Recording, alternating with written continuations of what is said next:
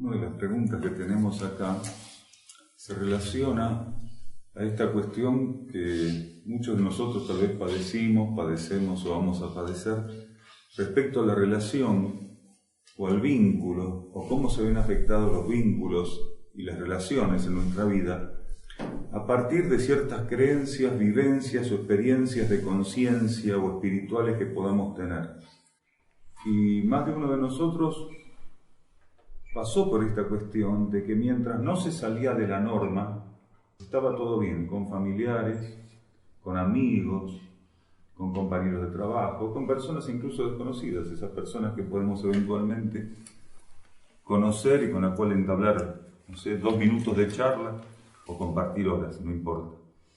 ¿Y qué ocurre? A partir de cierta experiencia evolutiva, a partir de cierta vivencia, lo que va instalándose en nuestra conciencia, que acá no estamos para intentar agradar o satisfacer los requerimientos que los terceros tengan de nosotros.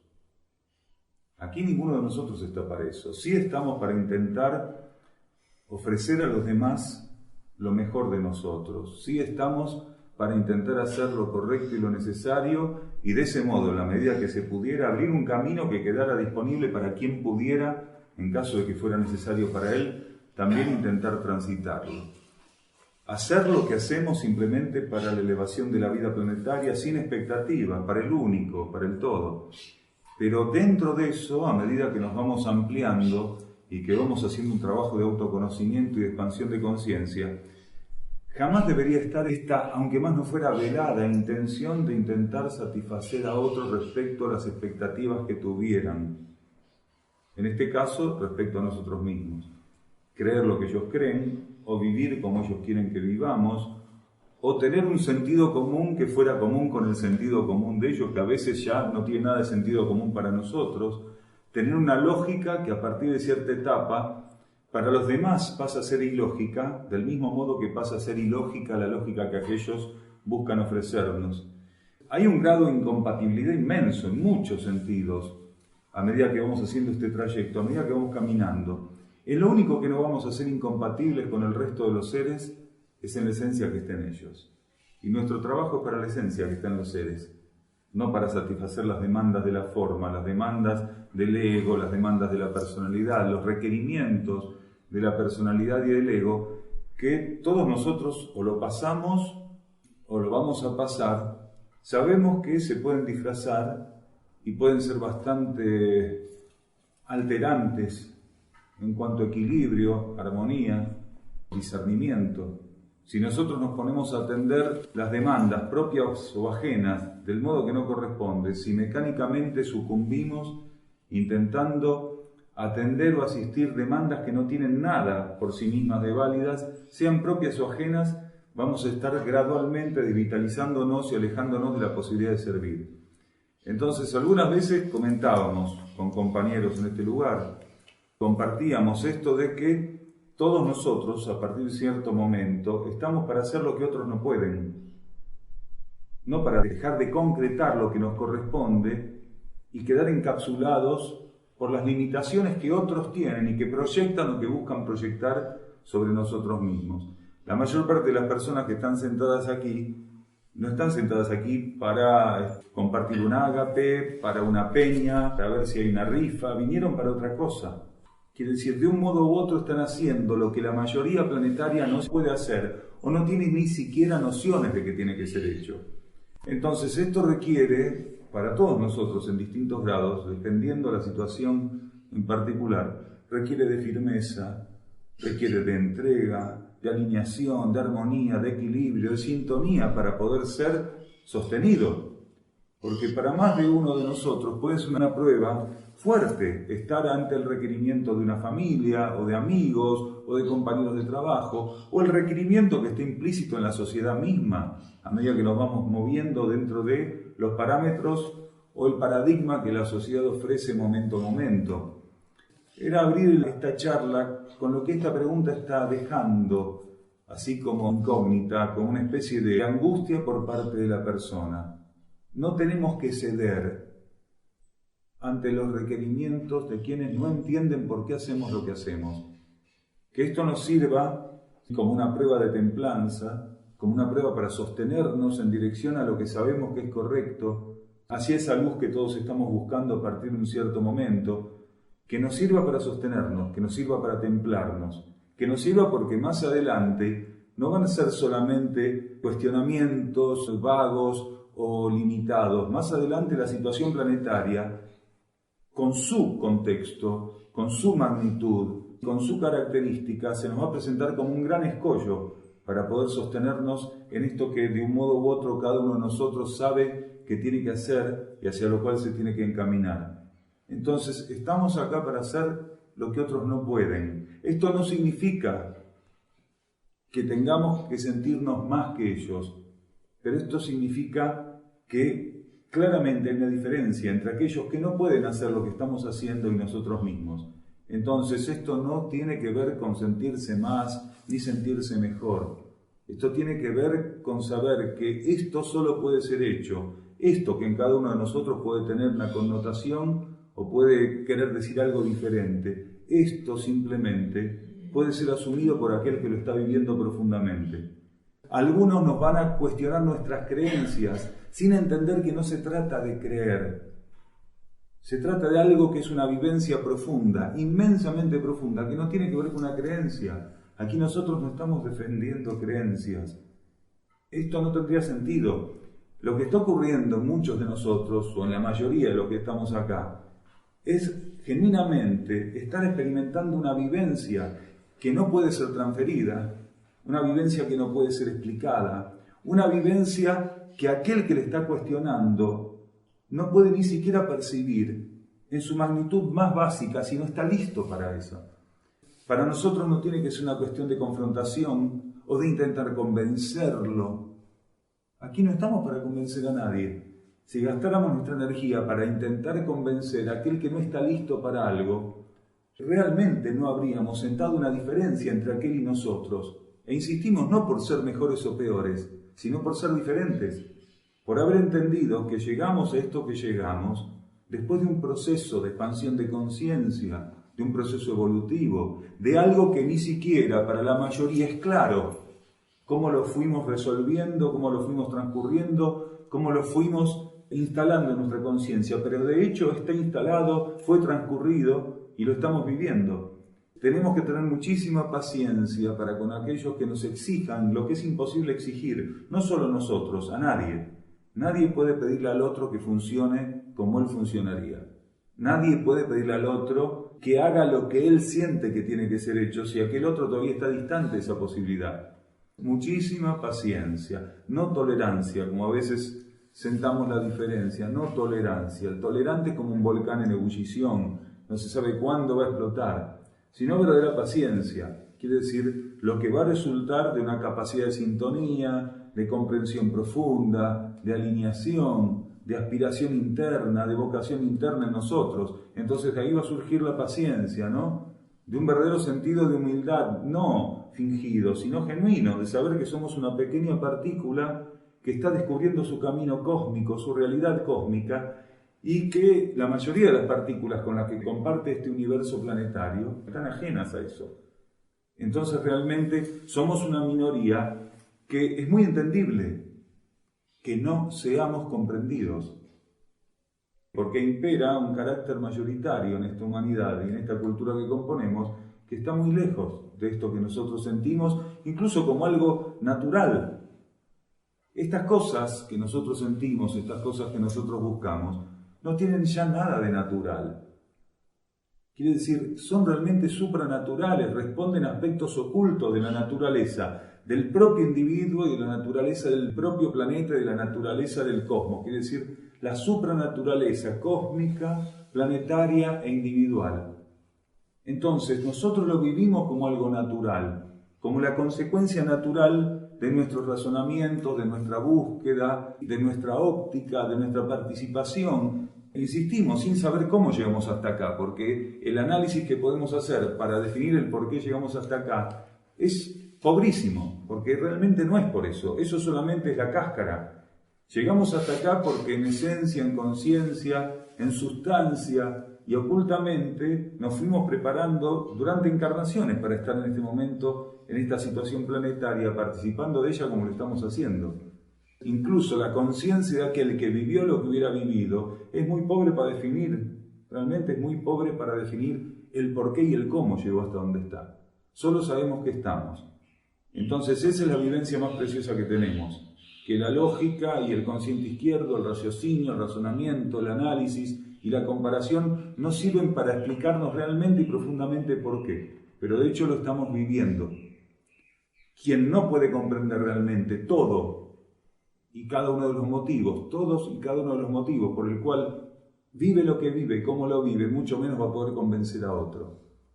Entonces hay que tener muchísima paciencia y entender que la fortaleza que tenemos que cultivar para ser partes de un andamiaje conformado por herramientas de servicio planetario exige también esta condición de no detenernos a explicar, de no detenernos a poner excusas, de no confrontar porque el otro no piensa como nosotros, sino abrir camino sin expectativas y que ese camino sirva para aquellos que estén listos, para cuando estén listos.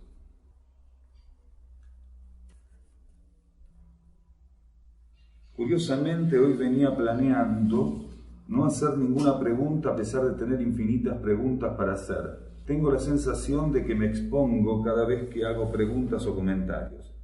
Antes no me importaba, pero ahora por algún motivo me importa. De todos modos, veremos qué surge a partir de este ejercicio. ¿Qué puede estar ocurriendo acá? Es curioso esto, ¿no? ¿Qué es exponerse? ¿Qué representaría exponerse? Exponerse a ser fusilado, a recibir una multa, a decir, ¿cómo voy a preguntar esta tontería? Todos tenemos una infinidad de preguntas, porque si por pregunta fuera, todo lo que tenemos por delante es una gran incógnita en términos evolutivos. En todo caso, tener la certeza de que tenemos una gran cantidad de preguntas por delante o que hay una gran incógnita que unifica todas las preguntas, es tener claro que es así. Porque nosotros evolutivamente tenemos todo para trascender, todo para transcurrir, todo para transitar. Hay algunas preguntas que sirven como herramientas para el corto plazo, otras para el mediano plazo y otras para el largo plazo. Uno no puede dejar de preguntar o preguntar simplemente por elección, simplemente porque su ánimo hoy está para preguntar o su ánimo está para no preguntar. Uno debe preguntar del mismo modo que debe ejecutar cualquier otra energía a partir de su conciencia o a través de su conciencia en la vida, porque es necesario. Tener la comprensión de que tenemos todo para preguntar por delante o que existe una gran incógnita existencial y cósmica por delante, infinitamente mayor que el poco de trayecto resuelto en relación a esa incógnita parcialmente, no tiene que ver con, o no debería tener que ver con proseguir en ese sentido porque el estado de ánimo esté o no favoreciendo eso, o porque me siento expuesto o no me siento expuesto. Cada persona debe estar abierta a su esencia interna, que es la que realmente le va a estimular a concretar una pregunta. A ver, un ser puede concretar una pregunta desde el consciente izquierdo, desde la mente racional, que tiene una cantidad de fisuras y que, si no estamos atentos, está sumamente involucrada la mente racional con la energía de la curiosidad. Entonces, una persona puede hacer infinidad de preguntas continuamente, motivada por la curiosidad. Y en el fondo, aunque cada una de esas preguntas recibiera una contestación más o menos adecuada, no aportaría nada a la conciencia de ese ser el flujo de respuesta. ¿Por qué? Porque en realidad ninguna de esas preguntas está atendiendo, está asistiendo sus necesidades existenciales y trascendentales. ¿Qué significa que una respuesta asistiera a una necesidad trascendental? Significa que esa respuesta es una herramienta de la transformación del ser. Cuando se dice que algo es trascendental para un individuo, se está diciendo que aquello con lo cual está dando el individuo tiene la capacidad de asistir su transformación. Y una pregunta genuina es una pregunta que llega desde ámbitos muchísimo más profundos que el de la conciencia racional, analítica, especulativa, comparativa. Una verdadera pregunta es un aporte interior. Una verdadera pregunta es un aporte de la propia alma del individuo que la vierte sobre la conciencia del individuo para que el individuo, mediante la pregunta, vaya abriendo camino a la respuesta. Pregunta y respuesta son dos polos de la verdad. La verdad no está en la respuesta, la verdad se manifiesta primero en la pregunta y se concreta en algún modo ceremonialmente en la respuesta. No hay más verdad en la respuesta que en la pregunta o viceversa. Porque para dar con aquel aspecto de la verdad que se puede estar manifestando bajo ceremonia de respuesta, primero tenemos que tener la capacidad de ceremoniar ese aspecto de la verdad como pregunta.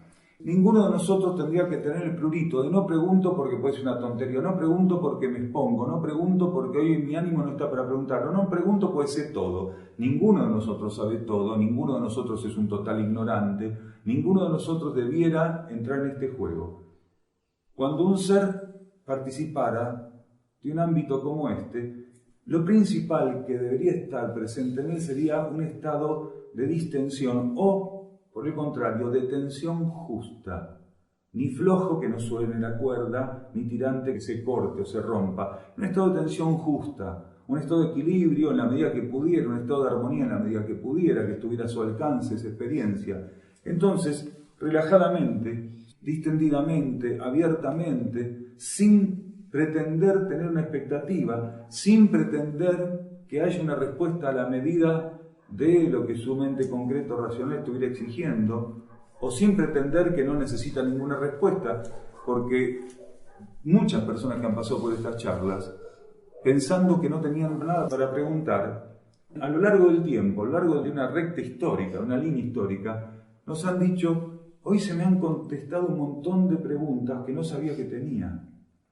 Entonces, ya vemos cómo es la historia.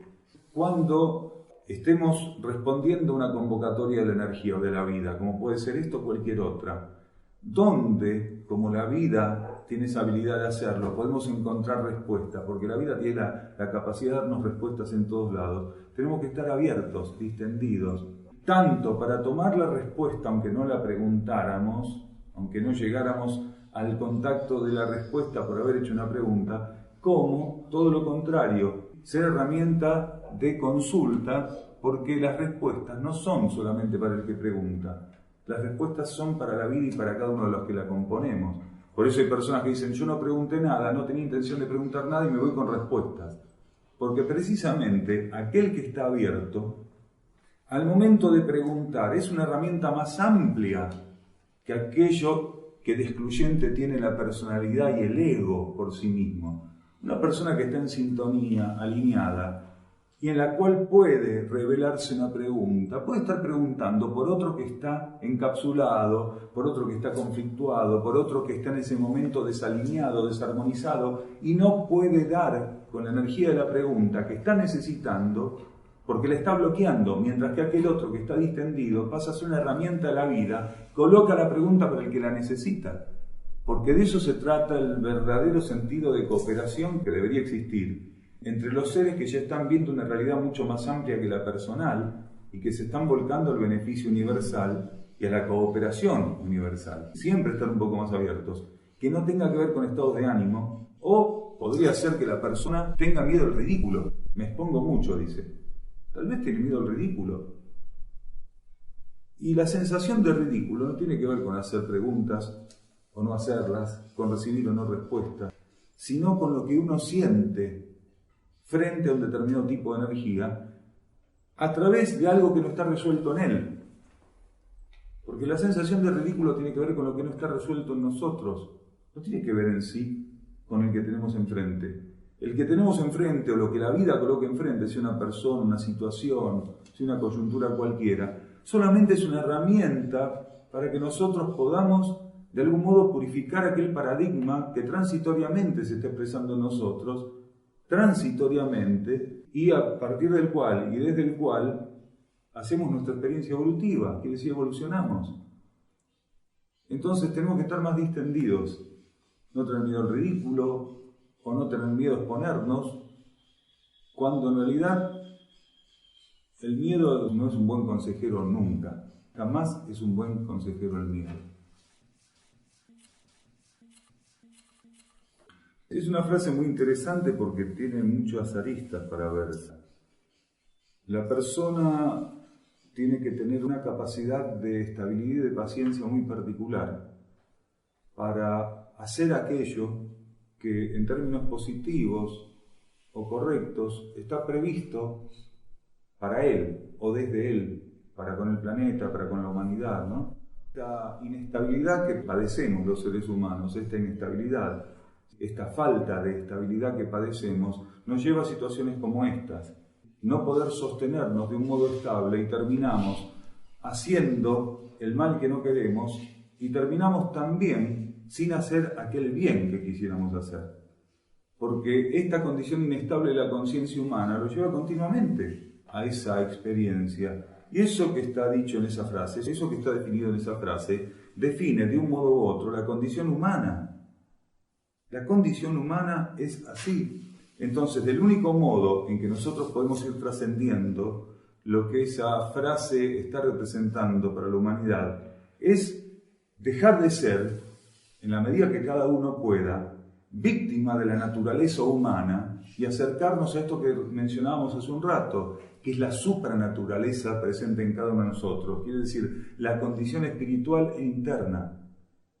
Nosotros no hacemos todo el bien que quisiéramos y hacemos todo el mal que no queremos, precisamente porque no siempre estamos lo suficientemente entregados, alineados y en sintonía con nuestra conciencia interna, con nuestra esencia espiritual, con esa supranaturaleza que está en nosotros buscando conducir esa condición humana y natural hacia su destino cósmico. Entonces, mientras el ser humano no tenga esta capacidad, va a seguir en los devaneos que esta frase representa. Y no es nada extraño que personas como Pablo pudieran ser herramientas para frases como estas, porque es una de las personas, más allá de toda la mitología con la que carga la figura de Pablo, es una de las personas más humanas e inestables dentro de lo que fue la propagación del cristianismo. Una persona muy humana, muy inestable, con una incapacidad grandísima de comprender al instructor Jesús como lo había comprendido, percibido y vivido Juan, por ejemplo.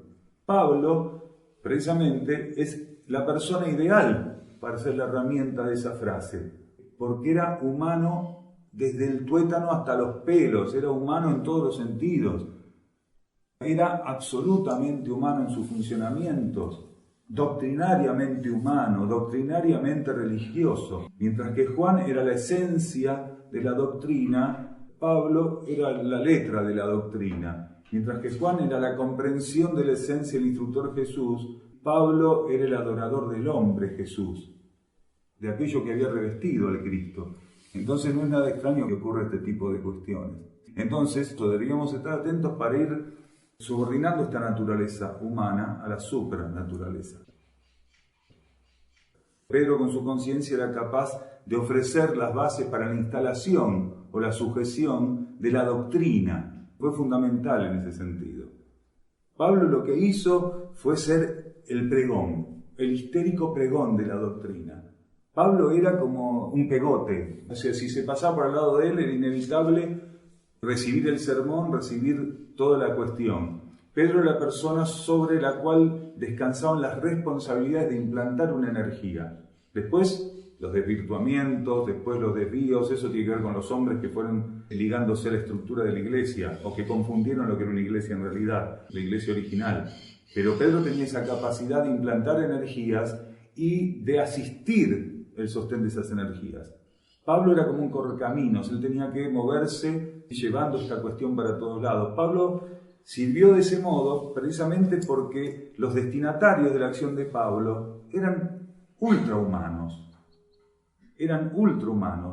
eran expaganos que tenían que tornarse cristianos, es decir, eran personas que tenían una limitación puntual y que compartían con Pablo esta cuestión de la humanidad como elemento preponderante en la conciencia, aunque más no fuera bajo aspectos doctrinarios, pero esa energía estaba así, como preponderando continuamente.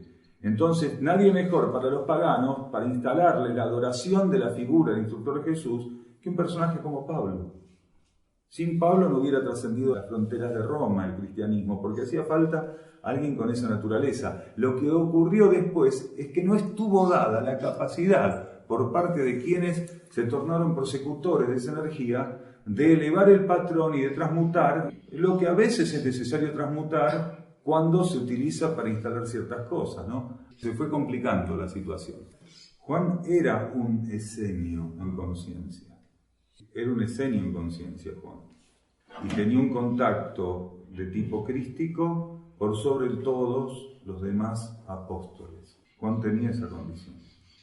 Él comprendía a Jesús o a la energía crística que estaba operando a través del instructor Jesús mucho más profundo que cualquier otro. Alguna vez dijimos, cuando en la Biblia está puesto, de algún modo, aquel a quien más vos amás, te dicen a Jesús respecto a alguien, se están refiriendo a Juan. Jesús no lo quería más a Juan. Alguna vez explicamos que esa frase tiene un sentido oculto, que es que Juan era el más abierto a recibir los volúmenes de amor que podían pasar a través de Jesús. No es que Jesús tenía predilección por Juan y no por otro. La energía fluye en volúmenes desde la fuente. El amor es uno de esos volúmenes de energía, es una de esas cualificaciones de la energía. Un ser de la envergadura de Jesús y del Cristo que operaba a través de Jesús tenía la capacidad de dosificar los flujos de energía que amaban a través de él. En este caso, energía de segundo rayo, energía crística, energía de amor, sabiduría. Lo que Juan era capaz de hacer era estar ante esos volúmenes de energía o ante volúmenes de energía que ninguno de los otros discípulos podía encauzar o recibir en su conciencia. Porque las energías, cualquiera fuera, incluso del amor, no pueden indiscriminadamente impactar sobre nada. Nosotros decimos, este es un universo de segundo rayo. Esto es un universo de amor crístico, de sabiduría crística, de amor crístico, amor sabiduría. Es un sistema solar de segundo rayo. Entonces aquí el amor debería ser la energía que prepondere, la energía que guíe, la energía que rija. Pero si un voltaje de amor mayor al que está este universo en condiciones de recibir impactara sobre este universo, lo destruye. ¿Cómo puede ser? El amor no puede destruir. No puede destruir.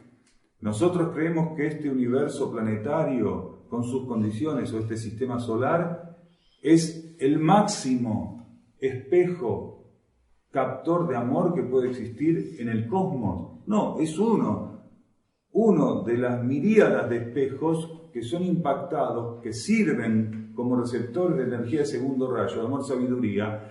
Y en base a la evolución de este espejo planetario, de esta conciencia planetaria, es el voltaje, el volumen, la condición de amor que puede llegar aquí y de aquí seguir su trayectoria.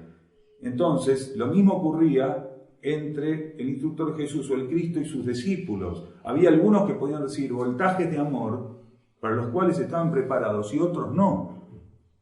No es como ocurre con la mayoría de los seres humanos, sobre todo en este planeta, que no pueden regular los flujos de energía que pasan a través de él. El instructor Jesús, o el Cristo cuando operaba a través del instructor Jesús, tenía una conciencia absoluta y precisa de los volúmenes de amor que fluían a través de su conciencia, del efecto que generaban esos volúmenes de amor, el tipo de impacto que generaban. No es que lo regulaban a voluntad, pero tenían conciencia de ese proceso, cosa que la mayoría no tiene. Tenían conciencia, el instructor de Jesús y el Cristo tenían conciencia de esos voltajes de amor que amaban a través de ellos. En este caso, los volúmenes de amor que estaban en condiciones de recibir un Juan, no era el que estaba en condición de recibir un Pedro o cualquier otro de los discípulos. Juan era el discípulo que más abierto estaba, que tenía mayor capacidad para tornarse un receptor y una herramienta de reflejo y de encauzamiento de ese amor crístico.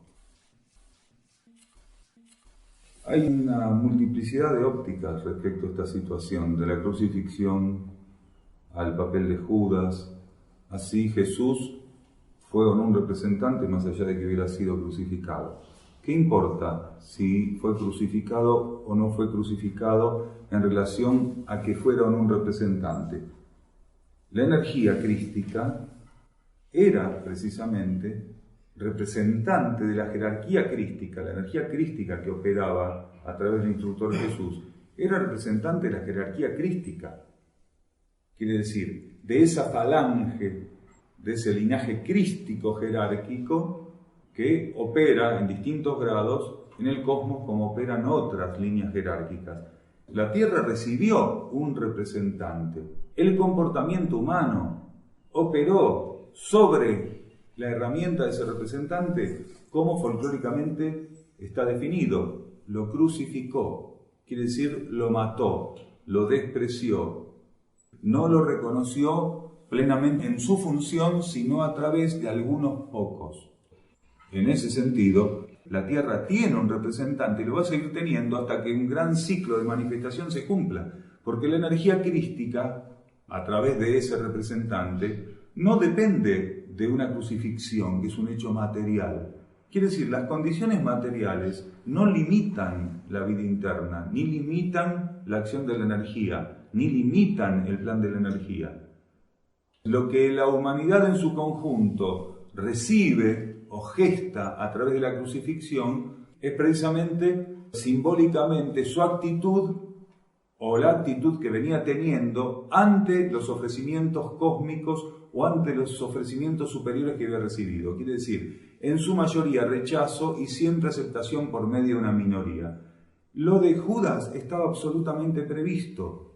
Tendríamos que ser muy ingenuos para creer que solo a partir de un cierto momento una entidad o una conciencia del calibre del Cristo descubre que hay un Judas que lo va a traicionar. Posiblemente el instructor Jesús recibe la información después que la entidad crística ya la tenía desde que el mundo es mundo. Puede ser que el instructor Jesús conscientemente reciba la información cuando la necesita, pero no es que no estaba previsto. Tenemos que centrar una diferencia entre el conocimiento de la entidad crística que operaba en conjunto y a través del instructor Jesús, con el instructor Jesús mismo. Son dos conocimientos de la realidad planetaria diferentes. La entidad crística tenía una omnisciencia inmensa. La relacionamos o la comparamos o la ponemos junto al grado de conocimiento que tenía el instructor Jesús. ¿Por qué esa diferencia en todo caso? Porque el instructor Jesús, en sus funciones de herramienta o de copartícipe, iba recibiendo informaciones cuando las necesitaba, a través de su propia mónada, quiere decir, de su propia conciencia espiritual, a través de la jerarquía, a través de los registros akáshicos, y en el caso de la energía crística con la cual operaba, el conocimiento íntegro de la situación que se estaba desenvolviendo ya estaba presente. Para la jerarquía crística que estaba ahí, para el Cristo cósmico que estaba operando, no había ningún tipo de sorpresa. Todo lo que estaba ocurriendo era conocido para la conciencia del Cristo que estaba operando con Jesús. Insistimos, no del mismo modo para el instructor Jesús. Esto no es para ponerlo en un lugar de inferioridad o no. Eran roles diferentes, con aplicaciones diferentes, solamente que por estar en una armonización, en una armonía, en una compatibilidad inmensa, preciosa, precisa, solamente para algunos iniciados pudo ser percibido a lo largo del tiempo como la acción de dos energías combinándose. Para la mayor parte, el instructor Jesús o el Cristo eran lo mismo, no eran dos energías en comunión, dos energías realmente comulgando en pos de asistir el plan evolutivo o una planificación que estaba dispuesta para la humanidad del planeta.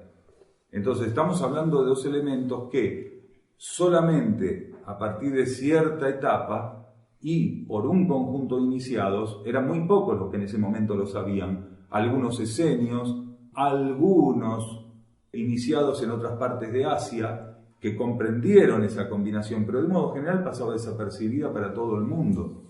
Tenemos que tener claro que no había sorpresas y que la crucifixión no limitó en absoluto lo que el instructor Jesús o la energía crística tenían que hacer. Lo que sí le ofreció a la humanidad, en base a la elección que la humanidad hizo a partir de la crucifixión, simbólicamente hablando, fue otros aspectos en términos de evolución, en términos de relación kármica, en términos de transformación de la conciencia, y, por decirlo de algún modo, fue muy diferente a partir de ahí la historia de la humanidad y del planeta que si no lo hubieran crucificado. Porque gran parte de una cantidad de débitos kármicos que están repartidos en el conjunto total de la humanidad tienen que ver cómo la humanidad en aquel momento dio tratamiento al ofrecimiento que la vida cósmica le estaba haciendo, quiere decir, a la ofrenda que la vida cósmica le estaba haciendo a través de aquel Mesías, a través de aquel representante, a través de aquel dúo de energías que operaba como una sola. Entonces, hoy estamos viviendo grandes padecimientos kármicos que tienen que ver con seguir crucificando la esencia momento a momento, porque la crucifixión no terminó hace 2000 y pico de años. La humanidad sigue crucificando la esencia cada vez que puede, de distintos modos. Esa crucifixión no terminó nunca. Seguimos crucificando la verdad, la esencia, la luz, cada vez que podemos. Solo que no lo hacemos con cruces, pero lo hacemos de otro modo. No menos macabros, algunos de ellos mucho más macabros y refinados. El Hijo del Hombre se entiende ocultamente hombre como ser cósmico o como esencia cósmica. Cuando se llega a este plano a hacer ciertas tareas, se puede encontrar como símbolo ser hijo de aquel hombre cósmico, ser hijo de aquel arquetipo, de aquel paradigma.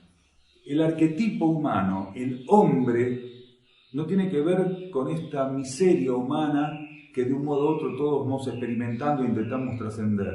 El hombre como arquetipo es un ser cósmico. Cuando de algún modo parte de las falanges que componen la asistencia y los procesos evolutivos de las humanidades en algún lugar descienden a ciertos planos o asumen tareas en ciertos planos, se las puede definir como representantes de ese hombre cósmico, de ese arquetipo paradigma cósmico. En este caso se podría decir que es el hijo del hombre. El hijo de aquel ser superior, de aquel hombre cósmico, de aquella entidad superior. No hay contraposición, porque en realidad todos los paradigmas o los arquetipos provienen del único. Entonces, según qué energía la conciencia puede estar canalizando o asistiendo, puede estar representando, asistiendo un arquetipo u otro, o un subarquetipo de un arquetipo. Cuando la entidad crística era la que se estaba manifestando a través del instructor Jesús, no era extraño que hablara el Hijo de Dios o el Hijo del Padre. Había momentos donde se expresaban esas dos energías al unísono. Había momentos donde una de las energías daba paso a la otra. Entonces, según cuál de esas energías se manifestara, podía estar simbólicamente hablando de un modo u otro. Por eso era tan rico, por eso era tan particularmente rico y profuso el habla de Jesús, la forma de hablar de Jesús era riquísima. Tenía unos matices muy particulares, tenía unas formas muy cambiantes, precisamente porque una misma garganta estaba respondiendo a dos energías. No era lo mismo cuando era el Cristo el que estaba tomando el comando de una situación que cuando evolutivamente le correspondía al instructor Jesús tomar el comando de la situación. El instructor Jesús era un ser que en el contexto sintético con que expresaba su conciencia tenía un inmenso volumen de sexto rayo, que era el perfecto complemento del segundo rayo, quiere decir el amor-sabiduría de la conciencia crística con la que estaba en comunión para ese proceso. Entonces había momentos donde el instructor Jesús estimulaba mucho la devoción por medio de esa expresión de sexto rayo, por más que su conciencia expresara segundo. Y había momentos donde la síntesis del amor-sabiduría se expresaba a través de la palabra del Cristo directamente, por medio de la conciencia del instructor Jesús. Entonces eran muy ricos los matices, muy ricos. Lamentablemente, gran parte del mensaje está distorsionado, fue cambiado, y un inmenso caudal de los dichos, de las expresiones de esa entidad crística que operó a través del instructor Jesús fueron destruidos y escondidos, o escondidos y posteriormente destruidos. Lo más importante que nosotros podemos captar del mensaje crístico, tal como hace 2000 y pico de años se nos ofreció, está en los planos subjetivos e internos de la vida planetaria. Por eso, quien quisiera conocer la esencia crística no tiene que limitarse a los libros sino a tener neutralidad ante lo que el libro ofrece, quiere decir tener la capacidad de encontrar la esencia que está puesta en el libro, pero prescindir del formato rígido de la letra y de la doctrina del libro, porque si no va a quedar preso de una distorsión. En los libros está la esencia, que alguna vez alimentó su expresión, pero esa esencia está encapsulada y está debajo de una gran cantidad de intenciones, de ocultamientos, de manipulaciones. Por eso, para entender mejor el mensaje crístico, lo que hay que buscar es la propia realidad interna. Si el ser necesita comprender realmente lo que ocurrió en ese momento, o comprender lo que ocurre actualmente con la energía crística, tiene que encontrar el camino más directo a su propio interior y tener la capacidad de sostenerse del modo más estable con eso. La información que necesite, la percepción y la vivencia de esas realidades va a estar presente en su conciencia, más allá de las palabras, sino como una verdadera consecuencia de contacto y comunión con verdades que son estrictamente como las genuinas verdades subjetivas y que intentaron ser ocultadas en la humanidad, precisamente para que la humanidad no pudiera abrirse camino a la libertad. Porque es la libertad y la liberación aquello de lo cual quisieron separarnos cuando el mensaje del instructor Jesús o el mensaje crístico fueron manipulados, cercenados, ocultados, destruidos y tergiversados, muchas veces a propósito y otras veces por la profunda ignorancia y la baja condición de conciencia de quienes se endilgaban a sí mismos la condición o la cualidad de poder hacerlo. No necesitaba escribir, no estaba para escribir.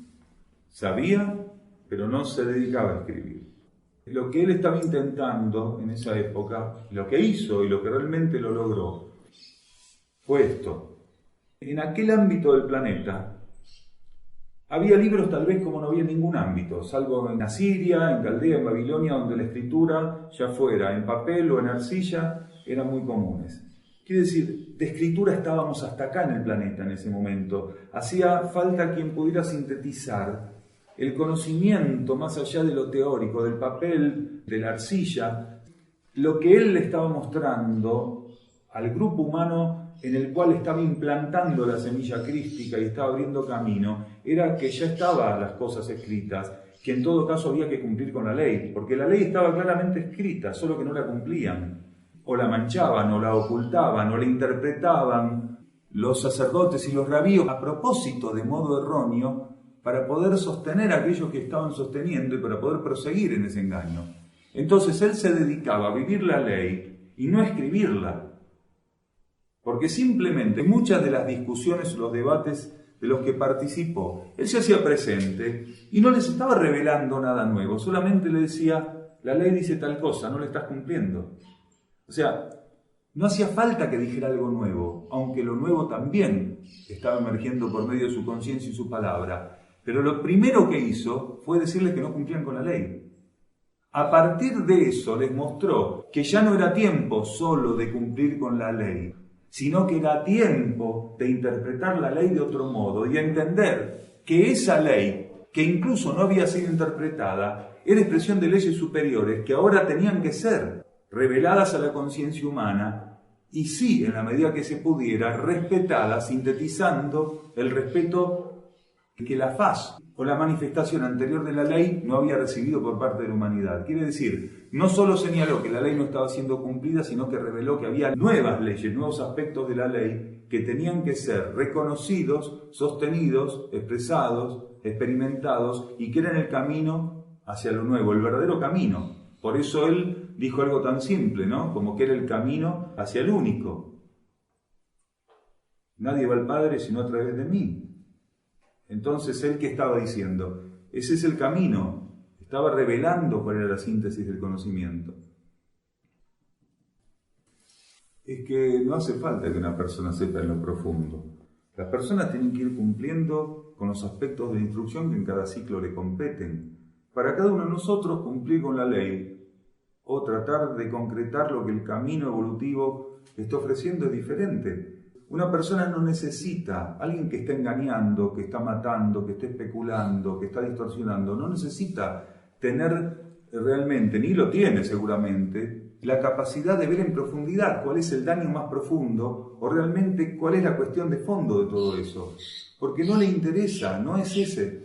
O sea, cuando las personas dañan, cuando las personas engañan, cuando las personas perjudican, distorsionan, destruyen, asesinan, violan, están en ese momento muy emparentados con su contraparte animal, con su contraparte densa, psíquica, instintiva.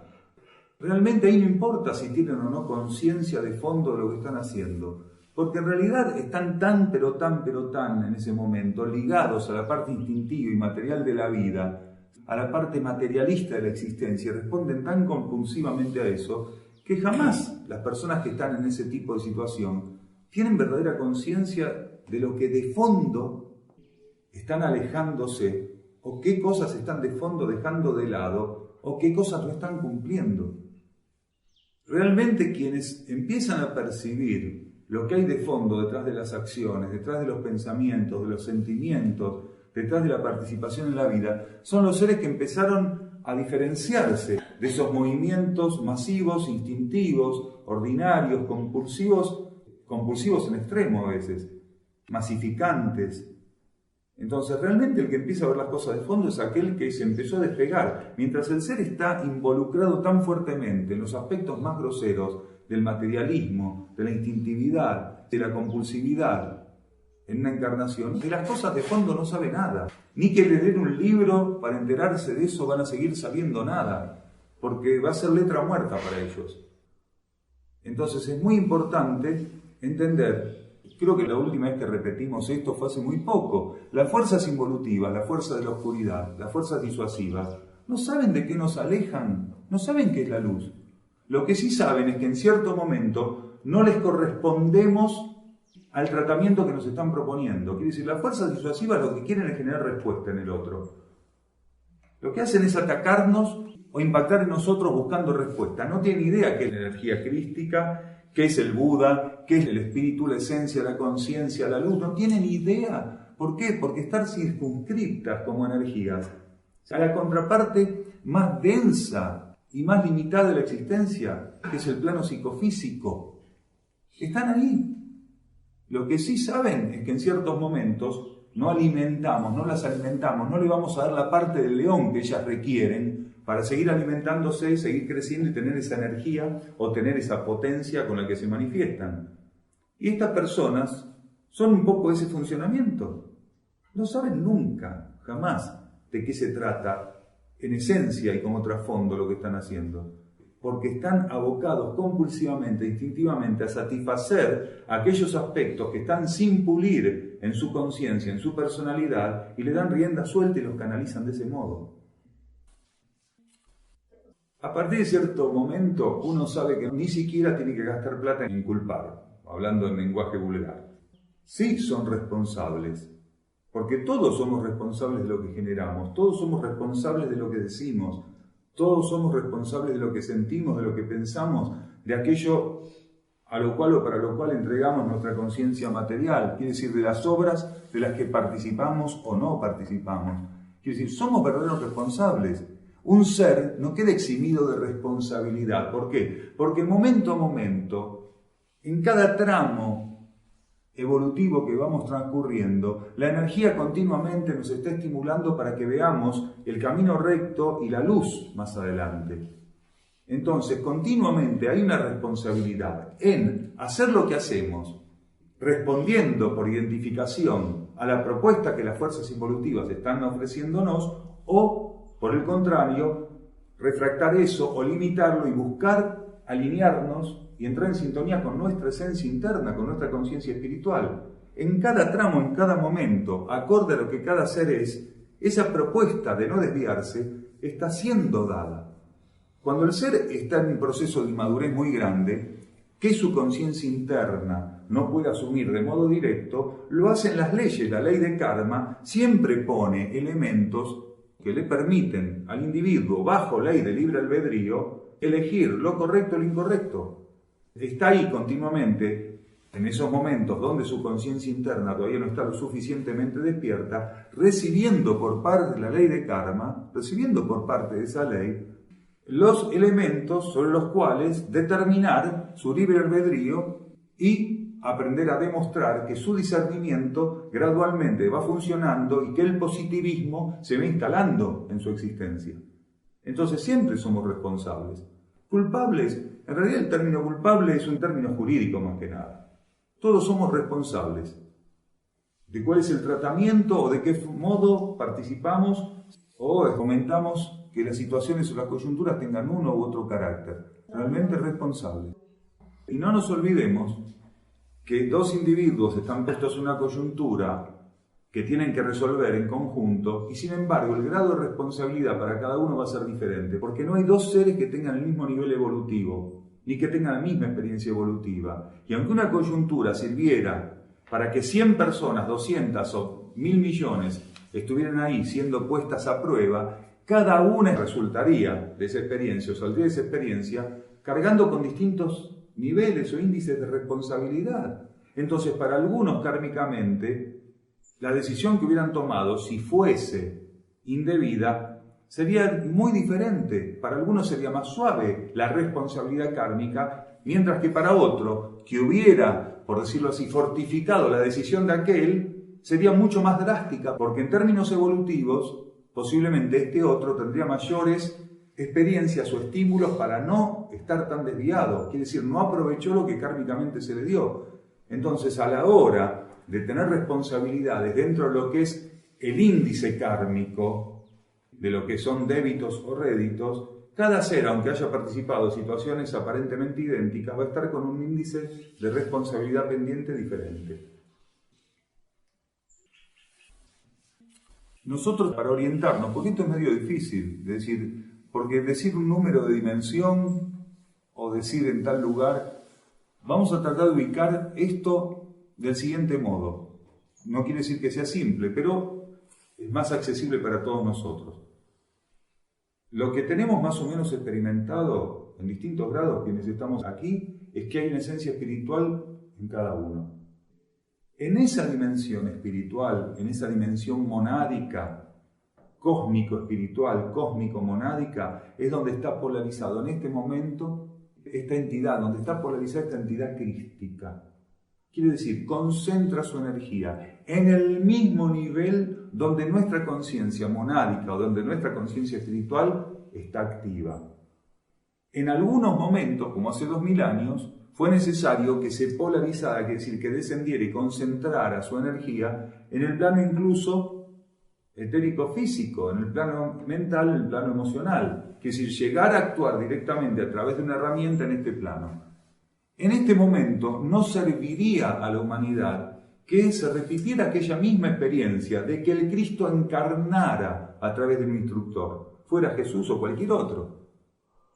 No tendría sentido ninguno. Porque lo que tenía que ser hecho en ese momento, mediante la influencia directa de la energía crística en este plano, ya se logró. ¿Qué es eso que se logró? Que la humanidad, mediante los miembros más receptivos primero y después en la medida que se pudiera, por algunos otros que podían seguir ese camino, que la humanidad gradualmente se polarizara, quiere decir, comenzara a concentrar sus energías en el nivel del alma, y ya no en el campo psíquico, como en ese momento estaba ocurriendo. Cuando la energía crística se concentró en el mundo tridimensional, estimuló para que la humanidad dejara de estar polarizada en el mundo tridimensional, sobre todo en la contraparte psíquica del mundo tridimensional, y comenzara a polarizarse, quiere decir, a buscar, concentrar sus energías en el nivel del alma. Y eso se logró. Gradualmente, una porción de la humanidad comenzó a concentrar sus energías en la conciencia anímica, en la energía del alma.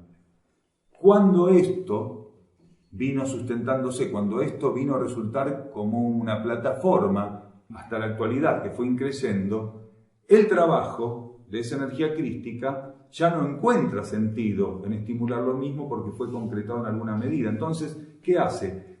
Concentra su esencia en el nivel monádico, en el nivel de nuestro espíritu. La concentra ahí, contacta en el nivel espiritual a la humanidad, en el nivel monádico a la humanidad. Al contactarla en ese plano, esos estímulos son tan potentes que generan en los seres más receptivos la búsqueda de comunión con el nivel espiritual. Ya no con el alma, que está por debajo del espíritu, sino con la mónada, con la conciencia espiritual.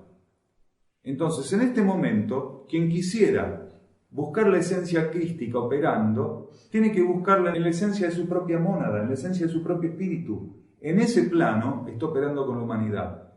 Por debajo de ese plano solamente se vierten estímulos, pero no está polarizada la energía crística. La energía crística lo que hace continuamente, cada vez que cíclicamente genera algún tipo de movimiento como este, es ofrecer estímulos ascensionales. Lo que está buscando la energía crística es que la humanidad vaya concretando su retorno a la vida cósmica. ¿Por qué se dice que hay un despertar cósmico? ¿Por qué se dice que hay un despertar monádico, un despertar espiritual? Porque la energía crística está estimulando tan potentemente la conciencia a nivel monádico que las mónadas que están listas para asumir esa experiencia responden con su despertar. Esta es una ceremonia, la de estos tiempos, una ceremonia conjunta en los niveles internos, preciosísima. Jerarquías, entidades, grandes devas, la entidad samana, que es donde comulgan lo que conocimos como el instructor Jesús, lo que conocimos como el Cristo. Todos esos elementos están ahí en una gran ceremonia, propiciando, asistiendo, acompañando el despertar de la humanidad a nivel monádico, el despertar de las mónadas y el despertar de la humanidad. Esto es lo que está ocurriendo. Un consejo es un espejo. Es un espejo de una cierta condición. No solo hay consejos en las civilizaciones intraterrenas, hay consejos a nivel solar, hay consejos a nivel galáctico, hay consejos a nivel intergaláctico. Los consejos de la jerarquía interna del planeta operan como nexos, como espejos, sintetizadores de la voluntad solar y de la voluntad galáctica. Son nexos, no solo forman parte, no solo están constituidos con seres de esas civilizaciones intraterrenas o entidades de esas civilizaciones, sino que en los consejos existe o están presentes seres a nivel solar y a nivel galáctico. Quiere decir, los consejos son un campo dentro de las civilizaciones intraterrenas, en este caso un consejo intraterreno, donde no solo está la participación de las conciencias que tienen un rango más elevado de esas mismas civilizaciones, sino que participan seres de rango solar y de rango cósmico. Incluso hay logois en los consejos, quiere decir, conjuntos de logos que están asistiendo al trabajo de los consejos. Entonces, dependiendo qué civilización interna estuviera siendo observada, la actividad de un consejo puede ser más o menos profunda o está relacionada a algún aspecto particular de la planificación para el planeta o del plan evolutivo, para esa etapa o ciclo. Entonces, los consejos son espejos. Son espejos. Y los consejos tienen la capacidad de adaptar las previsiones del gobierno celeste central acorde a las necesidades que momento a momento tienen que ser revistas en el planeta.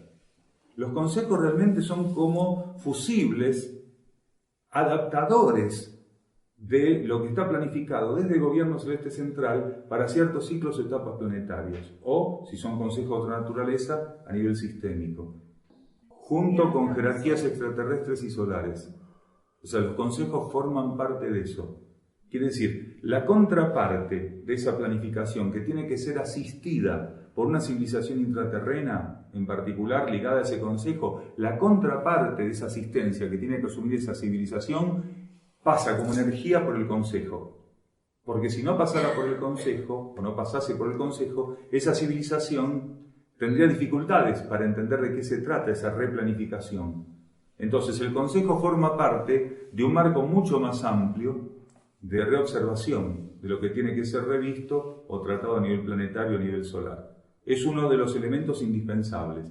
La contraparte que a una civilización intraterrena le correspondiera asumir tiene que ser en el consejo adaptada para poder ser interpretada o para poder ser asumida por esa civilización. Es en el consejo donde toma el formato de paradigma o de arquetipo para que esa civilización le dé tratamiento o lo exprese. En el caso de los consejos o las escuelas, está directamente dependiendo de lo que ocurra en la jerarquía planetaria. dependiendo de qué se trate, tienen mayor o menor participación. En algunos casos, los grupos internos están más ligados a una civilización interna que a otra. Por decirlo así, reciben lo que tiene que hacerse, los grupos internos, de un modo más acotado, más parcializado.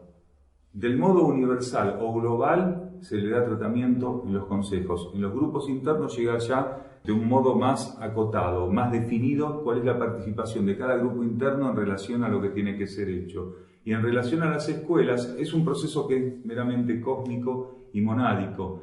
Lo que hacen las mónadas que están en las escuelas es nutrir de energía cósmica el proceso que fuera. No es que ellas tienen particularmente una intervención al igual que la escuela con la cual estén participando, sino que ellas van nutriendo de energía y esa energía es utilizada para lo que fuera necesario en relación a la asistencia de esa planificación. Es más indirecto, más neutro en ese sentido. Son como elementos que aportan energía a un proceso, pero no son los elementos que direccionan esa energía, sino que la aportan en un marco más amplio. No tiene mucho que ver en realidad, porque para que entendamos, para poder definir mejor esta pregunta, ¿no? También se habla más del Cristo de hace 2000 años que la actual función y la actual injerencia y participación del Cristo, que para la mayoría queda totalmente desdibujada, inexistente. O sea, si uno le dice a la gente que el Cristo no se fue nunca y que siempre estuvo participando de la vida planetaria, solo que bajo otro aspecto, bajo otro grado de manifestación, usando otras herramientas, la gente sigue pensando en el Cristo hace 2000 años, en el instructor Jesús hace 2000 años. Es decir, esto tiene que ver con las fijaciones de la humanidad, con aquellas cosas con las que experimenta o no apego. Una de las funciones que no fueron estimuladas por la colonia de Tiana fue el desvío devocional, que no pudo evitar el instructor Jesús o el Cristo actuando a través de él. Porque el mensaje del instructor Jesús fue un mensaje muy impersonal, solamente que en vez de captarlo en su parte neutra, impersonal, imparcial, las personas lo personificaron y generó una dependencia devocional muy grande. Si uno lee del modo más elevado posible lo que queda de mensaje más o menos emergente del instructor Jesús o del Cristo a través de él, se da cuenta que no estimuló el desvío devocional sobre su persona, sino que al contrario, daba frases tan simples, tan sintéticas y tan potentes como que el reino está dentro de ti. Al decir eso, está diciendo que todo está dentro de uno, que no hay dónde buscar, no hay que ir detrás de nadie ni de nada. Por algún motivo, por el mismo motivo que terminaron crucificando al instructor Jesús, también, por otro motivo, terminaron desvirtuando su mensaje, que no era generar una religión masiva, ni la adoración de una figura o de una imagen o de una estampita. Era mucho más que eso. Eso limitó la humanidad a la cáscara de las situaciones.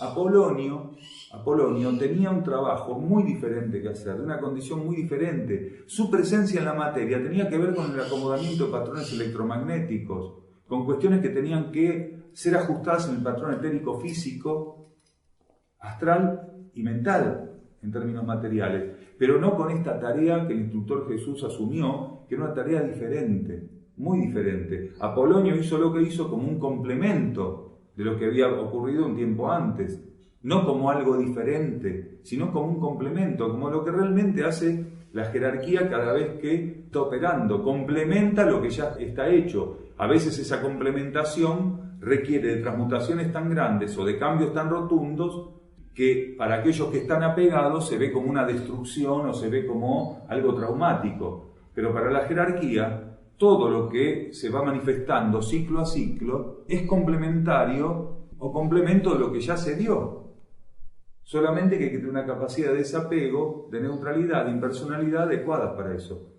Lo de Apolonio simplemente fue porque estaba previsto de ese modo y colaboró que pasara mucho más desapercibido este apego que la humanidad tiene precisamente con algunas figuras, como Buda, como Jesús, siendo que para la humanidad parece ser que hasta este momento no hubo más ningún tipo de asistencia continua por parte de la energía crística, cosa que es un error.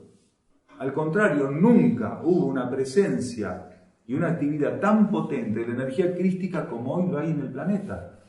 Solamente que algunos ingenuos espirituales o inmaduros espirituales están esperando que encarne nuevamente el Cristo. Entonces van a seguir esperando.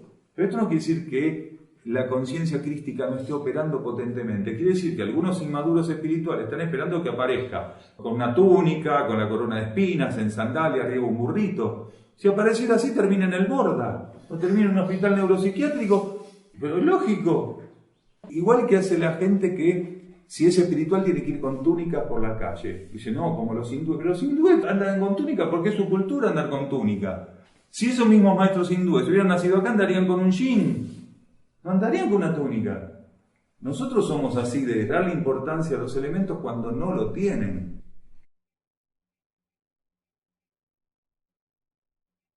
Esto empezó hace cientos de miles de años. La humanidad siempre estuvo en guerra, la humanidad siempre se basó en la conquista por medio de la violencia, en el engaño, en la seducción, en la traición. Entonces, esto es ni más ni menos que lo que seres humanos con una cierta condición evolutiva, inestable y primitiva, vienen expresando e imponiendo al planeta desde hace cientos de miles de años. Las dictaduras de hace 50 años, como las dictaduras de hace 300 años, o los procesos de doblegación y tiranismo que se conocen a lo largo de toda la historia de la humanidad, son lo mismo.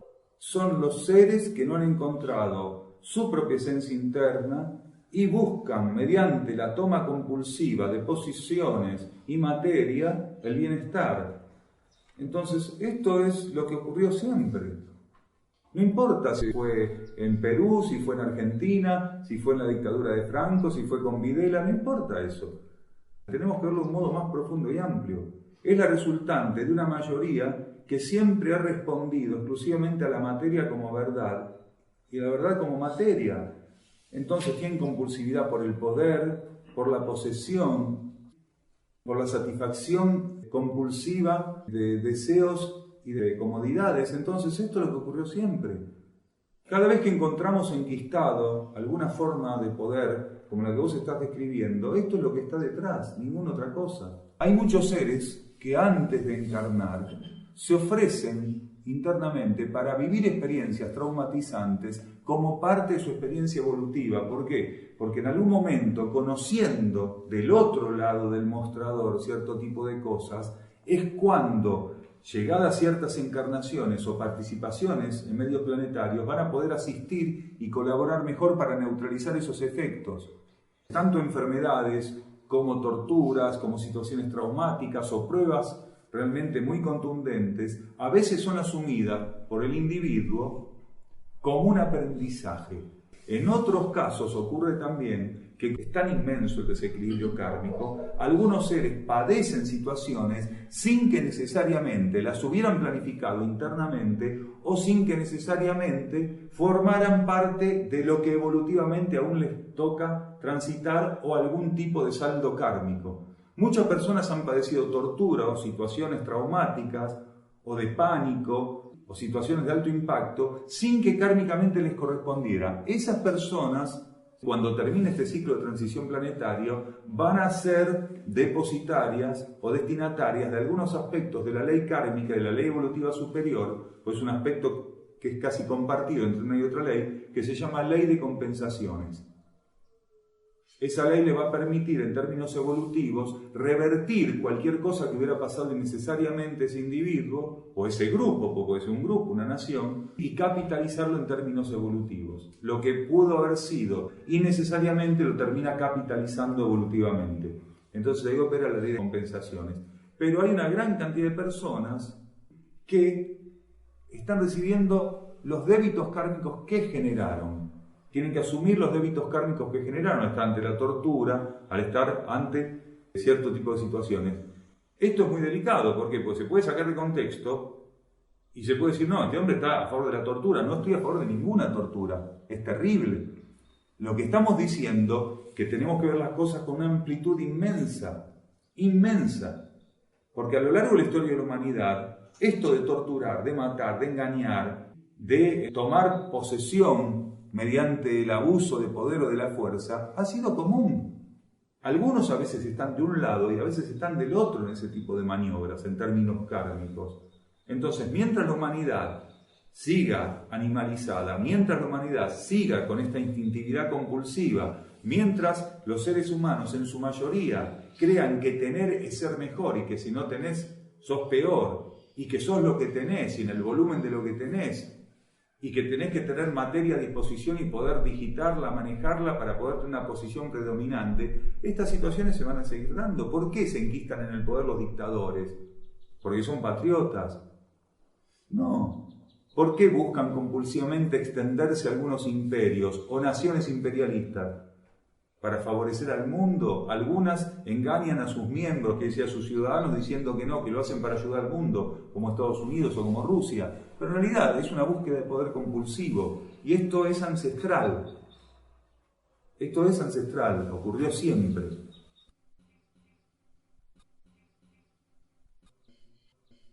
No, es que no existe el ateísmo. Existe como declaración nada más. No existe una partícula autoconsciente que realmente en algún campo de su ser, en alguna parte de su estructura de conciencia, no reconozca algo superior a él. Se lo puede tomar también como una forma más de manifestarse, pero en realidad la persona lo que está declarando es: no creo en el Dios de los judíos, no creo en el Dios de los cristianos, no creo en el Dios dogmático, no creo en el Dios doctrinario, no creo en el Dios antropomórfico, no creo en el Dios que... En ese Dios hay una parte de su conciencia que, aunque no lo confiese, reconoce, aunque sea sin ponerle nombre y sin saber dónde está eso, ni de qué se trata, reconoce que hay algo superior a él. Capaz que le llama naturaleza. Y lo que él siente por la naturaleza es lo que otro siente por el Dios que le va a rezar en la iglesia. Solamente que él no lo puede marcar dentro de un templo. No acepta su conciencia marcarlo dentro de un templo, dentro de una doctrina, dentro de una creencia particular, estereotipada. No, estamos hablando de otra cosa. Porque el ateísmo tiene que ver con el concepto de creer. El ateísmo es eso, creo o no creo. Entonces, para declarar no creo, un ser tiene que tener autoconciencia. Primero, reconocer que él es algo. A partir de que él reconoce que es algo, que se reconoce como individuo, que se descubre como individuo, en este caso la conciencia cuando pasa al reino humano, la energía se reconoce como individuo, a partir de ahí empieza esta cosa, este ensayo de creer o no creer. Entonces, algunos creen solamente en lo que ven. Otros pueden creer sin ver, otros están entre uno y otro extremo en distintas posiciones. Pero en realidad el ateísmo no existe como tal.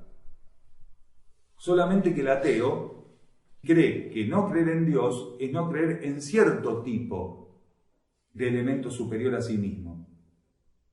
Y en ese sentido es que nadie deja de sentir que hay algo superior a sí. Bueno, pero capaz que cree, por ejemplo, la persona en el efecto del dinero. O cree que si tenés mucho dinero tenés poder, supongamos. Supongamos que una de esas personas cree que si tenés mucho dinero tenés poder. ¿El dinero qué es, en realidad, desde el punto de vista interno? ¿Cómo se lo llama? Energía monetaria. El dinero es energía monetaria, quiere decir, es una de las variables de la energía. Se la puede utilizar esa energía correctamente o indebidamente. Pero el hecho de que un individuo crea que tener dinero es tener poder, o ser más, o tener más posibilidades, es estar reconociendo, lo entienda o no, que hay algo poderoso que puede o no influenciarlo, o de estar ligado a ese elemento poderoso, su vida puede cambiar, aunque él no crea nada más que en el dinero. Lo que él no está dándose cuenta es que en realidad el dinero por sí mismo no es nada, es papel. Pero lo que le da carácter al dinero es la condición de energía monetaria que utiliza ese papel o esa moneda para poder concretar lo que todos sabemos que se concreta a través de la energía monetaria. Es una cuestión simplemente de limitaciones para poder reconocer aquello que el individuo puede individualizar o dar fe de que está por encima de él o que tiene un poder determinado. Lo que ocurre es que hay ateos que, insistimos, se manifiestan como ateos, no porque no sean seres, miren qué paradoja incluso, espirituales, porque pueden ser seres espirituales. Y dicen, yo no creo en Dios, yo creo en la energía. Yo no creo en Dios, dicen algunos, yo creo en el cosmos. Que no confiesen que creen en algo superior a ellos, o que conscientemente no tengan la necesidad de expresar cuál es ese elemento que creen superior a sí mismos no quiere decir que no entre en esta variable. Porque en realidad ninguna partícula, salvo que esté enferma, insistimos, si está en ese índice, en esa patología, es lógico. Si una persona cree que es lo máximo del cosmos y del universo, entonces tiene esta patología, te decimos, está loco y está para tratamiento psiquiátrico, lo sacamos de esta observación. Y ahí hay una patología, es lo que estamos diciendo. Ahí hay una patología, porque cualquier persona que está en un mínimo dentro de este bastardeamiento de la conciencia que todos padecemos en este nivel, en un mínimo regular, entiende que hay elementos que están un poquito por arriba, elementos que están más para abajo, elementos que descollan un poco más. Entonces, la persona que puede declarar esto que vos estás diciendo y que realmente fuera así, de este modo, como lo estás manifestando, está entrando dentro de lo que es una patología psiquiátrica o psicológica. Porque incluso la persona que más rechaza todo concepto de divinidad, gobernando la tierra, el cosmos o lo que fuera, reconoce elementos superiores a sí mismo. En esos elementos él está reconociendo lo superior aunque lo defina o lo aplique de otro modo. Si fuera así, reconoce que la materia es verdad materia, es decir, en este momento lo único que puede reconocer como verdad, porque la verdad es única, está en todo, solamente cada uno va contactando esa verdad en base a sus limitaciones, él reconoce la verdad como materia y la materia como verdad, quiere decir, su Dios es la materia, es materialista, él reconoce a la materia como única verdad. Entonces, de ese modo, él puede reconocer la esencia única del cosmos, la esencia de ese único, la puede reconocer temporalmente y transitoriamente con una limitación que es el materialismo. El materialismo busca el espíritu en la materia, el espiritual lo busca en su interior y en lo abstracto y subjetivo, pero en definitiva es lo mismo. Ahora, si entrar allá en un grado agudo que sobrepasa eso, hay una patología.